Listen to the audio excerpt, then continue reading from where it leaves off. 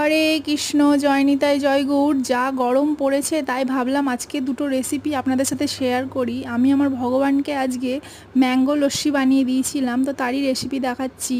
তেমন কিছুই না, খুবই সাদা সিম্পল।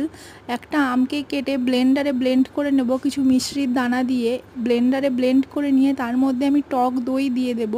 টক দই দিয়ে ভালো করে স্মুথ পেস্ট বানিয়ে সামান্য এখানে আমি বিট নুন দিয়েছি, আপনারা চাইলে নাও দিতে পারেন। ব্লেন্ডারে ব্লেন্ড করে নিয়েছি, লস্যি রেডি। তেমন কিছুই না, সাদা সিম্পল। ইচ্ছে হলো একটু ভিডিও বানাই, তাই আমি রেসিপিটি শেয়ার করছি। ওপরে কিছু ড্রাই ফ্রুটস দিয়ে দিয়েছি, যেমন কাজু, খেজুর, কাঠবাদাম, কিশমিশ দিয়ে সাজিয়ে আমি ভগবানের কাছে নিয়ে যাব নিবেদন করতে। আর একটা রেসিপি, আম পোড়া শরবত। দুটো আমকে আমি সর্ষের তেল মাখিয়ে নিয়েছি।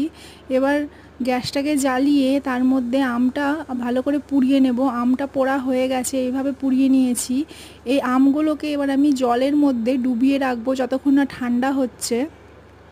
আমটাকে ছিলে আমি এভাবে গ্রেটারে গ্রেট করে নিয়েছি, আর কিছু মিশ্রির দানাকে আমি গুঁড়ো করে নিয়েছি।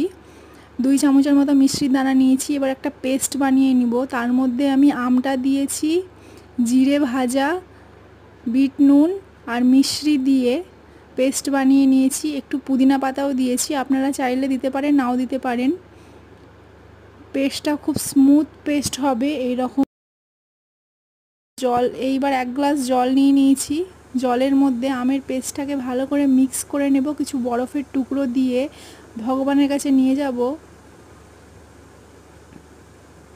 ভগবানকে আমি নিবেদন করে দিয়েছি, দেখতেই পাচ্ছেন। ভগবানকে দর্শন করুন। রাধে রাধে।